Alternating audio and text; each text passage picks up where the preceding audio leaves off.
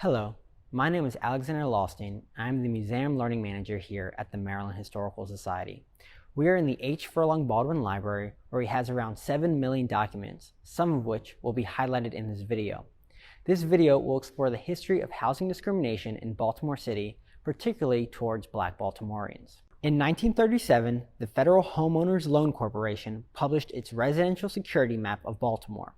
This map, geared towards mortgage lenders, graded the potential lending risk factors and desirability of neighborhoods in Baltimore and many other cities throughout the United States. While initially part of the New Deal's National Housing Act of 1934, intended to help prevent foreclosures, these maps soon became a symbol of race-based housing discrimination. Areas in green or Grade A areas were the most desirable. Blue or Grade B were next, then yellow or Grade C, and finally, the least desirable, most risky areas were the red or Grade D neighborhoods. White neighborhoods tended to fall within green and blue grades, immigrant neighborhoods were blue and yellow, while black neighborhoods tended to be redlined. This redlining in 1937 was not new to Baltimoreans, as it was the result of decades of housing discrimination. Following the Civil War and through the early 1900s, white Baltimoreans used housing ordinances, homeowners associations, and block busing to segregate and discriminate against black Baltimoreans. Before the Civil War, Baltimore was fairly mixed with white and black residents living amongst each other, although white residents tended to live on main streets and black residents tended to live in the alleyways. Following the Civil War, an increase in black and European immigration to Baltimore, coupled with new public transportation options and the Great Baltimore Fire of 1904, began to lead to white middle-class flight.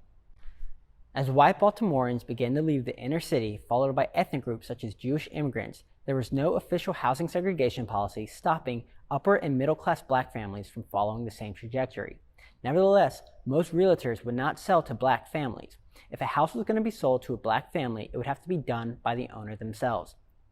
This is what happened in 1910 with the purchase of 1834 McCullough Street by W. Ashby Hawkins, a prominent black attorney. This sale and subsequent rental to his law partner, George McMecken, began a series of official and unofficial housing segregation policies in Baltimore City.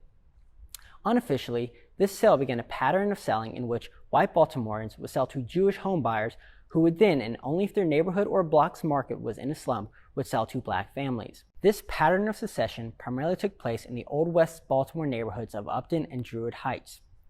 This block breaking, or busting as it was sometimes called, scared many white homeowners and city government officials. One of the first official policies was Baltimore City Ordinance 610, also called the West Plan, named after Councilman Samuel West.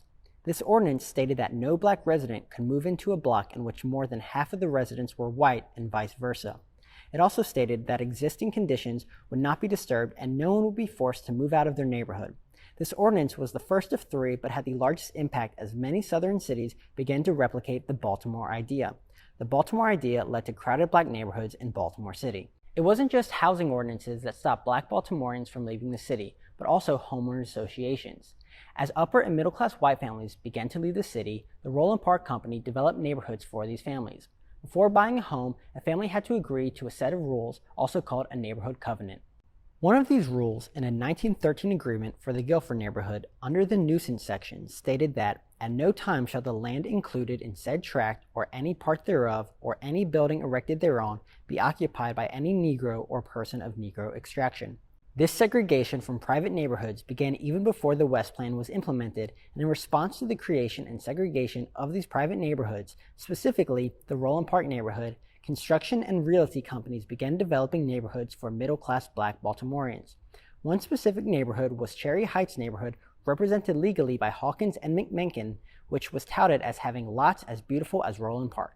Although the Baltimore idea was found unconstitutional by the Supreme Court in 1917 in Buchanan v. Worley, in which they argued that civil government racial segregation in housing violated the 14th Amendment, the damage caused by Ordinance 610 and the private HOAs was seen in the 1937 residential security map.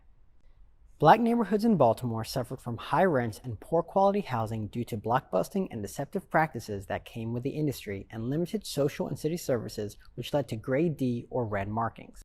The effects of housing discrimination in Baltimore in the 1910s to 1930s can still be seen in residential maps of Baltimore today. Many of the neighborhoods where people of color live in Baltimore today are the same neighborhoods that they were forced to live in due to housing discrimination ordinances and redlining in the 1910s to the 30s. Over these 30 years, the consistent housing discrimination and unethical practices by renters limited the ability of many in the Black community to accumulate wealth, while at the same time stigmatizing neighborhoods, decreasing the number of social programs, limiting access to public works, and heightening the police presence in neighborhoods deemed undesirable. Although the 1968 Fair Housing Act outlawed discrimination of this type, the legacy and continued unequal treatment still affects Black communities today.